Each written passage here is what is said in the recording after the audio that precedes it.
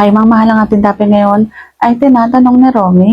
Ang tanong niya ay, nakakabuntis ba ang maliit ang T?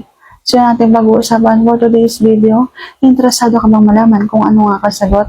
Please keep on watching para bago yan. Kung bago ka pa lang sa akin channel, please consider to like this video and subscribe my channel.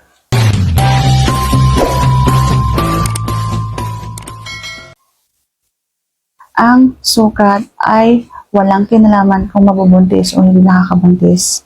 Basta alam mo, malusog kang tao, basta may inilalabas ka dyan at wala kang anumang sakit na pwedeng hindi makapagpabuntis, pwede kang makabuntis. Kahit ano ang sukat, kahit maliit, malaki, mahaba, mataba, maiksi, payat, ang sukat ng iyong T. Walang kinalaman ang sukat. Makakabuntis at makakabuntis ka kapag halimbawang pinalakpak mo ang isang babae, lalo na doon sa araw na alam mong mabilis siyang mabubuntis. So sana nasagot ko ng tama ang tanong. And if you like this video, please consider to like this video and subscribe my channel. Thank you for watching. See you on my next vlog.